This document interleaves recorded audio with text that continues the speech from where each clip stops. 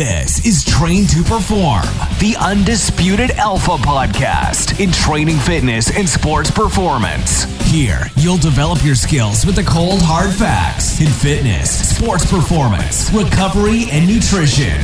Real, tried and true, evidence-based facts that have been proven to move you faster, move you stronger, and move you forward. Now, here's your host of Train to Perform, Julian Sisman. And welcome back to the Train to Perform podcast, here with your host, Julian Sisman. Thank you again for listening. Really appreciate it. Today we have Dr. Spencer Nadolsky, changing up a little bit. The past few, we've been talking about a lot of performance stuff. Today we're going to talk a little bit more about like weight management, fat loss, weight loss, and what he is doing with people that he works with, majority online, and through obviously through his own brand. And then he also is a part of a group of amazing strength coaches, PhDs, and dietitians with Renaissance Periodization. I have attached some information below, but we go over a ton of topics, especially the topics of like high blood pressure, high blood sugar levels, so diabetes, and how to work your way off of being diabetic, what the prescription would be as far as like diet, exercise, and just a little bit more detail about how to adhere new habits to help you get through, the tough, tough time of, losing weight, fat loss, more or less, because that's what the goal is, to lose fat. But anyways, I don't want to go into more detail about what we've talked about because I want you guys to listen. Please, if you listen, please write a review. And I would love to get some feedback. Appreciate it, and hope you guys enjoy it. Thanks. So give me a little bit of your background, where you're from, kind of where, like, why you chose the path that you chose, and yeah. Nice. Yeah, so I grew up in a very athletic but also academic family. My dad was a biology, chemistry teacher, along with being the wrestling and also a football coach. So my brother is 4 years older than I am, so he kind of was a little bit of a trailblazer for us. But very academic. He ended up wrestling at Michigan State University, did very well. He ended up going to medical school too. Okay. And now he's an endocrinologist. So I kind of followed the path. I use diet and exercise to become really good at athletics, of course. I worked hard, which is most important, but I kind of took this more scientific route, and I had to gain a lot of weight in high school. So I used diet and exercise science to grow as big and strong as possible. So I ended up being like a heavyweight wrestler. From freshman year, I was a 145 pounder in wrestling. Ended up being a state champ and all-state in football. Went to Michigan State to play football. Kind of long story short, I ended up wrestling at UNC Chapel Hill as their heavyweight for 3 years. Did really well there. But the coach got fired at Michigan State. I ended up transferring and tried to do both. Realized I wasn't Bo Jackson. Had to pick one sport because I couldn't handle not having an off season. Yeah. Wrestling and football is pretty tough together, but yeah. So that, and then afterwards I was like, all right, I like the sports performance thing, but I really want to deal with chronic disease and preventive medicine type of thing. So I went to medical school and then eventually specialized first into family medicine, which is the broadest of all medicines, basically. You pretty much do a little bit of everything, but then I specialized further into obesity medicine and then lipidology, which is like the study of cholesterol and lipids, like triglycerides. Okay. So now I'm all online because I also think that our current medical system is a little bit archaic in that, like, we all communicate. We're on a Zoom call right now. We can Skype, Zoom, whatever it is, and communicate from afar. And we don't necessarily need to see everything in person. We should try to be more efficient. You don't need to have $1 million building and technicians and whatever to have a patient come back and be exposed to all sorts of different potential illnesses, especially during like this pandemic. We're seeing a big surge in telemedicine. So about 4 years ago, I got into telemedicine and pretty much doing everything online and also being efficient too with it. I have a team of RDs, registered dietitians, and other coaches that can improve my patients' lifestyle. So what I do is I basically take people through lifestyle programs and use medicines as needed. I'm not against big pharma or anything like that, but kind of this multidisciplinary approach through the most efficient way possible, which is, I believe, mostly online, and really helping people cure or put their chronic disease into remission and prevent it as well. So that's kind of my background. Started as sports performance to be good for myself. Now I'm a washed up athlete, and I want to use that to basically improve the health of others. And I like sports performance. For some, it's a little bit of a hobby, but it's not my main focus anymore. Yeah. So when you finished medical school, like, did you go, like, I'm assuming you were somewhere, first of all, where'd you go to medical school? Virginia Tech, they have this osteopathic medical school called Virginia College of Osteopathic Medicine. Now it's called the VIA College because they're also in like North Carolina and there's one in Auburn and South Carolina. They have a bunch of them now. They're kind of expanding, but at the time it was VCOM, Virginia College of Osteopathic Medicine in Blacksburg. And then I'm assuming so for people listening, the reason I brought him on here is because he was actually my doctor for like one visit. But were you in this area? Then you came to this area for the DC area. Is that where you started? And then you go online. That's when basically. Slightly. Yeah. So my wife's a Navy doctor. We went from Portsmouth, Virginia, then to DC area, and then they just sent us to San Diego. Okay. And in the midst of when I saw you in the clinic, that's like right after that is basically right when I went all online. Yeah. And then we moved to San Diego, and then now I can just pretty much move wherever and still take my patients. Awesome. So so just kind of get an idea of like how that works.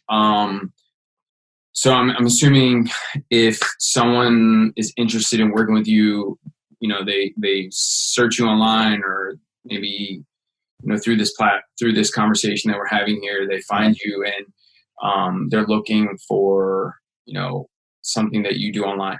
What type of services obviously I know it's online, but like what things can you help individuals with? You talk about chronic disease. Yeah. So I guess like what are some of the specialties or things that kind of pop up the most that you feel that are that you deal with a lot?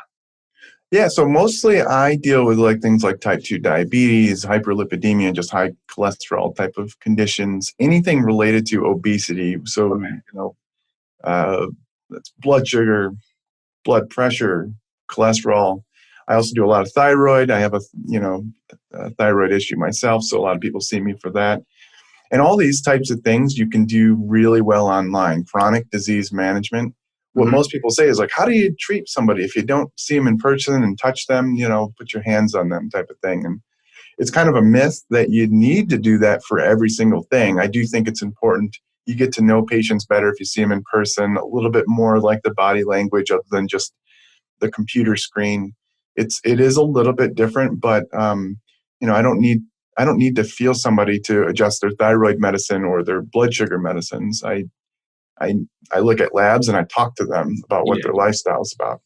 If somebody has abdominal pain, and I can listen to their history, but they may, if they're a woman, they may need a pelvic exam. Then I can't do that virtually, obviously, and I can't touch their stomach and see, hey, is it tender in this spot, and then decide what they need to do. But based on like talking to them, what we call the history, we do a thorough history, we can go, okay, I don't think you need the ER right now, but I do think you're going to need an examination within the next couple of days, or you should go to the urgent care, or you do need to go to the ER because this sounds urgent at this moment. So it's a people always, like, how is this even possible, man? You're doing something dangerous. And we still practice standard of care, because I wouldn't do anything or say to do anything unless I was pretty sure. So if I think it's an emergency or urgent, I have them see somebody.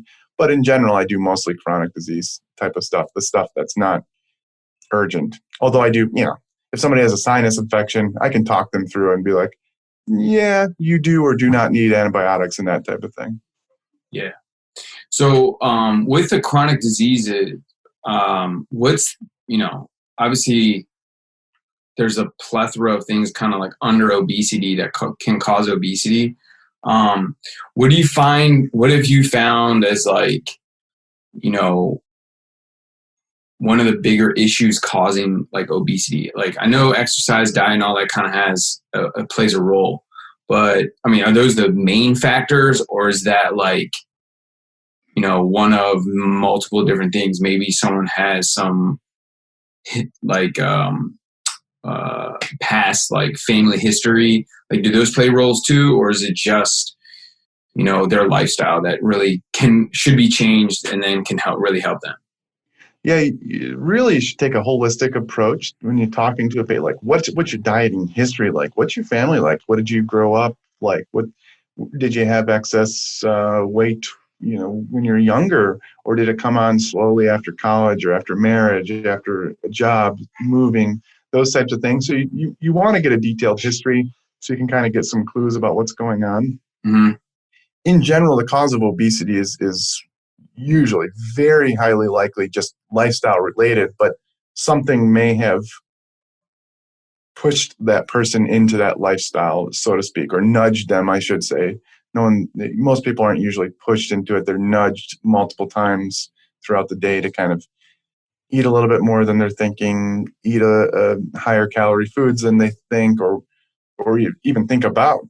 So like, if we all lived on an island or an area where if we had to go gather our own food and it all came from trees and bushes, and then once in a while we hunted for our own food, none of us, very unlikely any of us would have excess adipose tissue.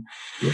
The thing is, we're surrounded by foods that taste very good, that are relatively cheap, and our bodies kind of crave it. So, and then there becomes a point where we get that excess weight, and then it's really hard to lose it and keep it off, because our bodies kind of fight to keep it on, unfortunately. So yeah, it's mostly lifestyle related, but I make sure to screen for secondary causes. So things like hypothyroidism, it doesn't necessarily cause obesity, but it can be associated with a small amount of weight gain. And I do look for obesity related diseases. So, like those blood sugars and that type of thing. There's some other rare causes of obesity, genetic wise, very rare, but we are mindful of those types of things. So you touched something that like I always ask about to like people that deal with like weight management. Do you find that when you're younger and like obviously now like we have kids that are like obese, which is it's crazy. I mean, it's not crazy, but it's just like, when I was growing up, like totally different. I mean, you're probably a little bit older than me, but I'm not that young. But when I was younger, like, I mean, we're playing outside like all the time. So, movement was often. Obviously now with kids, I mean, even now, like even more, with this COVID causing people to sit inside all day, kids are not going out as much. Do you find that like when a kid is obese at a younger age and they're now like in their 20s and maybe even 30s, like have you found that like the trend just keeps going up and it's harder to lose weight? Or I know it's possible, but like is there like a fine line of like, hey, you got to like do something now or it's going to get worse type of thing? Yeah, ideally the sooner the better and the easier. That's kind of one of the hypotheses that's out there, is that like, hey, young age, your BMI, your weight, whatever, will predict, when you're older, because it is, your body is going to fight against you. And as you get older, it does become a little bit harder, obviously for multiple reasons. But that is something that like ideally we would prevent it from occurring in the first place. That's the most obvious and easiest way to do it. But because once you have the obesity, it is hard to get it off. So yeah, if we can prevent it when you're younger, and it may be that if you have it younger, you may have this propensity or higher likelihood of having it more so when you're an adult. Yeah. So you're saying, okay, I understand what you're saying. So basically, like, if you're, let's prevent it. Yeah. Ideally prevent it. And if you do have it when you're younger, it's a predictor of adulthood obesity too. And then I have like the opposite question. So you have some of these people that are, and this kind of ties in maybe with like a thyroid question. So you have some of these kids that are obese at a young age. I'm not saying that they have a thyroid issue. Obviously, it's probably consumption of food. But then you have kids that are like extremely, extremely skinny, that are like, crushing food all the time, still skinny. What is the probability, and I don't know if you know this, of them later on, because like they believe that, I'm never gonna like put on weight because of my metabolism. Is there like any trend now saying that like, there's those kids that are called, you could say skinny fat, that's what they call them, being obese when they get older, thinking that they don't need to like lower their consumption of food as they get older? Yeah, that's actually a really great question. I don't think it's ever been answered or looked at into the data. However, I would say that, I'd say anecdotally, meaning like just in my experience, I've seen this happen with wrestlers specifically. They just ate crap, but the amount of exercise we were doing was so much that it was just hard not to lose weight. So once they're done expending that much energy, when their wrestling career is over, I've seen many of these folks just balloon up because they continue to eat the same way. Same thing with like football players. Yeah. Sometimes you see the opposite because they know they need to do something about it. But I go and check on my high school friends on Facebook, just extremely lean individuals during high school, and they had poor dietary habits, and then we're not as active anymore. We get jobs, we get married, you start making money, you're bored, whatever. And man, the weight comes on. So like weight doesn't discriminate necessarily. So that's why it's kind of important to get into those healthy habits when you're younger, ideally, so your parents hopefully set you up for success. So that's why it's such a complex thing, because it's easy for me to say, hey, obesity is a choice and you just need to eat less, move more, eat better, diet, exercise, whatever. But if you have these ingrained habits from childhood, it's a bit difficult to maybe change that. And, people will wag their finger like, you just need to eat better. It's like, duh, like that's, of course. Yeah. But it's easier said than done for some people. So when you've been set up a certain way, so I always make sure to point that out. Yeah, the habits are. I think that for weight loss and fat loss in any situation is the most important. I've told you this before. Like I have a liver disease, and when I found out that like I was like kind of overweight. That was and it's always like a dramatic, like for most people to make those change, like really, really big changes. It's always something very like, health, like dramatic, like it's going to like place a huge possible detriment to your health. And that's what flipped the switch for me when I was like 18 years old. Thank God it was that young, because, all the habits that I kind of like changed like literally overnight still with me to today and still learning, new ones. But it's hard, and it takes, and that's the problem. And you probably know this more than I do. It's just like people think like things are just weight's gonna just drop off in 2 or 3 months. Yes, a little bit, but then the big changes occur like over months and years, and that's where like I think a lot of people just kind of like don't want to like accept that it's like a longer than they think it is. Yeah, absolutely. Yeah. What was I going to ask you? So now that you're, out West, were you with RP when you were here, or was this something more recent? So when I moved out here, I had already been collaborating with them on certain projects. And then eventually we discussed and said, hey, you know what? My practice style and style of teaching is basically the RP style. I called it my own thing, whatever, fat loss prescription, yada, yada, yada. It's all the same. It's all based on science. It's just you can brand it whatever way. And they said, why don't you join our team? And I said, well, I don't know. I kind of like this entrepreneurial lifestyle. It's kind of the way I am. And they said, yeah, you can still do that with us. And they discussed how to do that and yada, yada, yada. And I'm like, I'm team RP now because it's actually, the other thing is like having a great team surrounding you. Like I couldn't do it all. I'm not good at certain aspects of business, whereas they have team members that are very good at that. And but I'm good at other things too. So we thought it was a very good fit. Yeah.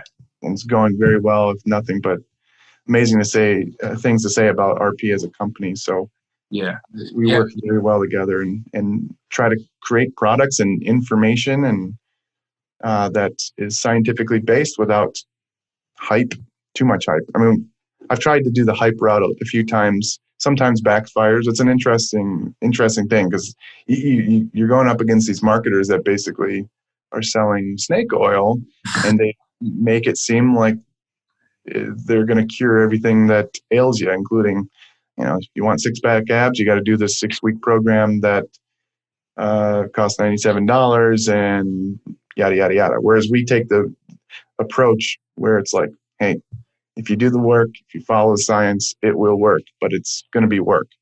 So you set them up understanding that they're going to have to put in effort.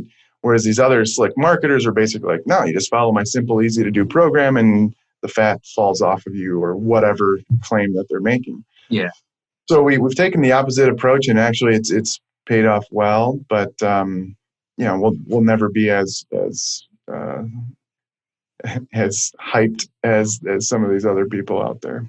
No, I mean, you guys are doing whatever they're doing is legit. Like I've used the app like multiple times and it's worked very well.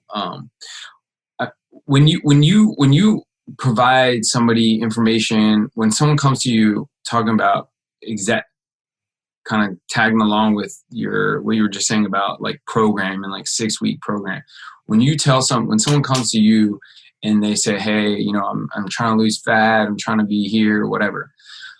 What is your guys' recommendation as far as like the timeline, like that's sustainable for somebody? Yeah, so it depends on how much fat they have to lose or want to lose or need to lose and how fast they want to do it. Someone with a high amount of fat to lose, it's going to take a long time, and some may need to do it a little bit faster than others. And it kind of depends on the individual. Okay. So if someone's leaner, we generally have them shorter periods of dieting, 6 to 8 weeks, maybe at the most. Whereas somebody has more fat to lose, it may be more like 12, maybe even 24 weeks. It kind of depends. And that may be more of our one-on-one coaching as opposed to our app. But So it really depends on the individual. Leaner, shorter bouts of fat loss, more weight to lose, a little bit longer in general, and you may go a little bit faster depending on the person. With these programs, it's just food, the weight training and all that kind of stuff is separate, correct? Yeah, with our current app, it's food only. We're working on all sorts of different things. So we have our templates for our diets. Those were the original. We turned it into an app. And now I have like health templates as well. So if like you have PCOS or thyroid issues, you can do a template. Oh, awesome. And if you're just going for general weight loss, we generally recommend the app or weight gain, like muscle gain. And then currently we have training templates, but eventually we'll probably have an app for that. And also we have our one-on-one coaching, which is just absolutely personalized, working with somebody for accountability. So we have all sorts of different options there. Awesome. Wanted to kind of just this question popped in my head. When it comes to these, you're talking about the chronic diseases. When you do like blood work type stuff, like what are you like? What's the landscape? Like, what do you look for in somebody that's an obese?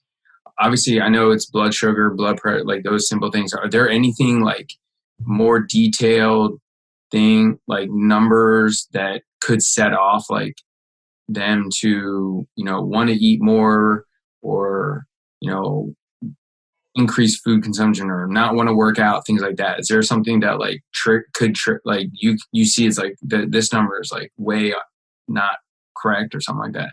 Yeah. So there are hypotheses, guesses of what may be validated biomarkers to test for that. Nothing's been validated yet, though. We can check insulin levels, which is like if your insulin's high, your blood sugars and everything can kind of look normal. But you see they hold a lot of their weight around their waist, and then you can check a fasting insulin level and go, you know what, you're probably insulin resistant. And that doesn't necessarily change how you treat them. You want them to get them to lose weight regardless of that. And it's not known whether any one particular type of diet will improve that. We know that just eating fewer calories than they burn will help. And we always try to improve the quality of their diet, more plants in their diet, that type of thing. But there's no biomarkers that can say like, oh yeah, this is going to cause them to eat more or whatever. But we can get more in-depth metabolic markers to what we call risk stratify. Like we can see maybe if you're at a higher risk, if you have some of these markers of the consequences of obesity, which may give them some more motivation, maybe, to want to stick to their program a little bit more. But it's not, I could do all the biomarkers on every single person and it's not going to necessarily motivate them. People have to find their reason why. Yeah. And it may be health related or maybe not. But we do have some cool biomarkers, it won't necessarily predict if they're eating more. Okay. Talk about diet. Any specific diet you choose, or you just sort of try to help people understand, food and, how different food, like when I mean by like diet, like keto and Mediterranean and things like that, or is it just totally, hey, this is what we recommend, this is what we suggest, this is especially for your situation? Yeah, I tend to push people towards like a higher plant-based type of diet, and the proteins are usually lean. But like, I make fun of ketogenic diets, but really, if you have type 2 diabetes that's uncontrolled, that might not be a bad idea. It's just that I find that for most people, they try to do it and they're just like, it's just so restrictive. But every diet's somewhat restrictive in the beginning anyway. So, but in general, I have people improve their quality. I have them understand portions. And, there's more than one way to skin a cat. Like you'll see that they're keto doctors and they have one tool in their box and it's keto. Yeah. They never do anything else because they believe nothing else works. Well, I have patients that have lost hundreds of pounds and have kept it off using a low-fat diet. high carb, low fat. Well, that doesn't make sense if keto is the only one that works. Yeah. But they'll say, no, that's not possible kind of thing. It's like, well, it's literally just happened. My patients have done. So I don't push. I tend to discuss what with the patient, and we kind of see what we think will work best for them. Yeah. Sometimes it's just like let's just try something and let's see how it goes. And then we address their hunger, because hunger is such a huge reason for why people fail diets. They become hungry. So we kind of find a way to make people not so hungry, and they feel satiated after meals. You don't have to have the most pleasure from a diet. I mean, if that's the case, then we're eating pizza, hamburgers, and French fries most of the time. That's very pleasant, but we can find ways to have it somewhat pleasant while reducing the calorie intake while keeping them satiated. That's pretty much it. Yeah. And do most of your clients, that come to you, I'm assuming you recommend some type of exercise prescription? Oh yeah. If possible, I get everybody working out, lifting weights, but not everybody's into that. So, I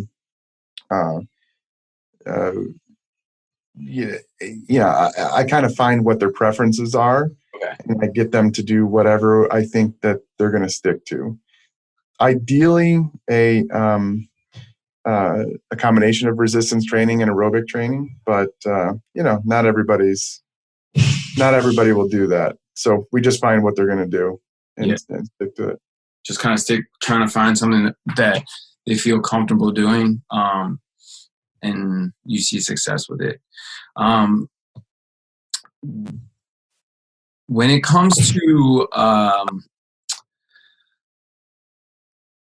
maintenance and things like that, what do you suggest to them so like they don't like kind of go back to where they started? Like when they get to that like somewhat plateau, or not really plateau, but like their number that they strive for, like how does that conversation go with an individual when they get to like say the weight that they ideally want to get to, because obviously you're restricting calories to begin with, but like once you get to a certain weight, you need to kind of or a certain place, the amount of you gotta kind of like reverse diet a little bit.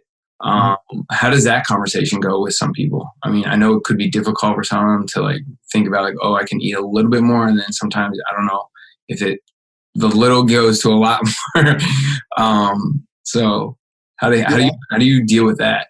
Yeah, I discuss it very frankly. Really, I mean, you talk about the little habits of food quality and stuff need to stay there, but in terms of like energy, it's like, yeah, you'll be able to eat more once you get to your weight. You will be able to eat more than what you are right now, and the goal is to find a level and where you feel good, your energy's back up, you're feeling like you're performing well in the gym, and maybe you're able to improve your performance because you're eating a little bit more, and then you can increase the amount of exercise that you're doing a little bit more, and then you can even eat more than what we think you could.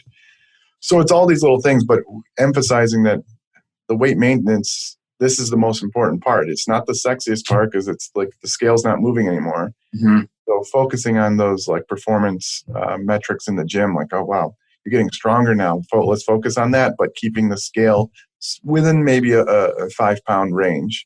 And if it starts creeping up, we want to make sure it's muscle. If it's not muscle, then we got to adjust something again. But that it's such an important, because that's where most people fail. It's like they lost the weight, and then just after a year or so, the weight just starts creeping up and up and up. So it's what we focus on. Do you recommend maybe at the beginning or maybe when they get to that weight, some type of like body composition test to see, what lean mass they're at, and then allow them to kind of see the numbers? Or is this something that, you just kind of base it off of like just visually seeing that?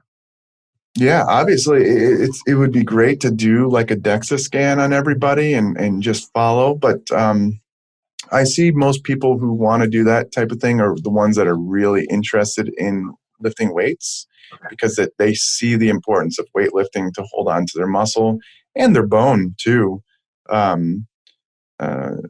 So yeah, it would be great, but not everybody does it or wants to do it. Even an RMR, or is it just, or do you just stick with, or you would ideally just stick with the body composition? Yeah, you can do an RMR too, but it doesn't necessarily change. It doesn't change our intervention because Mhm. like it's not going to necessarily. Once you get to maintenance and you increasing your calories, I mean, you could do it for academic purposes, going, wow, this really did kind of increase my metabolic rate. But like, what we really want to monitor is the weight and body composition. Yeah. And well, I mean, I guess that would be, would you do that at the, like a beginning of like, say like a time that somebody comes to you? Would you recommend that at the beginning, or would you like, where would you recommend to do some kind of assessment to see like that progress? Yeah, I mean, you could. obviously the nut weight on a scale will show you, but you and I know that, weight fluctuates so much. I would assume that you care a lot more about lean mass and fat mass. Yeah. So you could do the DEXA in the beginning, but if it's not available, you can do what's like body circumferences. A waist circumference is probably good enough. Mm-hmm. And so that way you can see that, hey, we're reducing that abdominal fat, which is the worst fat to have, really, when it comes to your health. And the scale may not be budging as much because of the fluctuations and averages, but you'll see that the fat is going away from that abdominal region. Mm-hmm. And then, even if you don't have a DEXA scan, you can see that, like, hey, the person's strength is going up in the gym, or at least maintaining. So they're likely keeping the muscle that they have. You don't it's nice to be more precise with a DEXA scan, but it's not 100% needed. Yeah. But yeah, ideally in the beginning, during, and after, and continually monitoring. I think eventually we'll get to that point, but we're just kind of an expense cost. Yeah, I mean, that's the reason I asked that is because I use it quite a bit. Well, kind of haven't used it for a while, obviously, because of the situation we're in right now. But it's pretty interesting to see, the changes. I mean, because the first time I ever went there, like especially the visceral fat around the organs was like a little bit high, and then I recently went like maybe like a year ago, and it was like 0, and I've never seen that before. But it's pretty interesting to see the details it provides to you, especially like that deep into the body, which is cool. And I just find it like very helpful. I mean, as a strength coach, for my clients to see, I think seeing numbers for people in general, just allows them some sort of like, validation of like, oh, this is legit. Like, okay, I understand where I'm at. And I guess it allows them to see where they need to start. And like, because I don't know, like when somebody comes to me and is like, oh, I want to lose weight and fat loss. And, I look at them and they look pretty big. Like, obviously it's, you got to go. I look at like a lot of people and say like the nutritional issue, the nutritional aspect of it is probably the biggest issue, and maybe some other lifestyle issues. But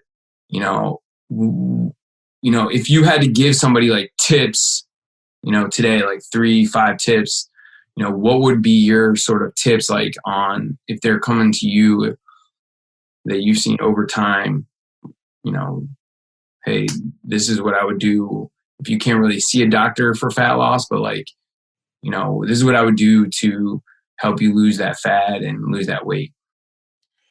Yeah, I mean, it's kind of why we have like the app and our templates, because it's an all-in-one comprehensive program that's affordable without needing to get a coach or a physician. So it basically gives you the portions of food and what types of food to eat without being so restrictive that you have to eat chicken breasts and broccoli and brown rice. You can switch them out for different types of foods that you may enjoy more and just have a more variety. But yeah, it's hard to, like, I used to have a list of little tips, but like honestly giving a little bit more direction as opposed to just kind of somewhat vague of tips works best. That's why we kind of created those things. Yeah. Okay. So, I mean, kind of bring this to a close. Like, what's going on with you within the next year? Like, what do you guys got going on? Is it just working on the app, making it, improving it? Seeing more people. Where do you see? What I guess, like, what do you guys got what do you and RP got coming up? Like, just to kind of get working on doing a new thing with the app in terms of like simplifying it for people that don't want to be as like advanced, because sometimes we get a lot of athletes, which is fine, and people really into it, but they may be beginners and they may want a more simplified version. So we're working on that, working on an app for the training, and I'm continually creating more health templates to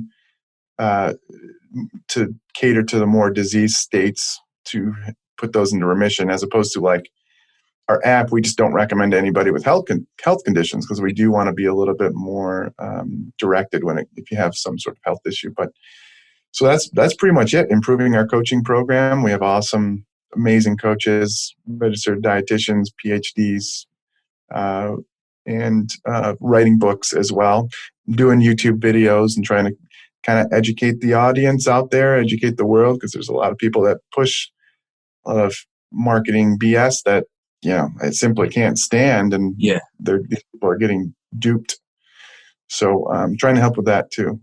What do you currently have as far as your templates that you've created for like like chronic diseases that you're seeing? Yeah. So we have PCOS, we have a hypothyroidism, a low thyroid one, and we have a breastfeeding app or a template. So because you have to actually eat more calories when you're breastfeeding, but you also want to have enough calories that you're not depriving your baby. So it's a delicate balance. So we don't have that available on the app. We have a template for that though. Mm-hmm. And that's at our sister site, rphealth.com.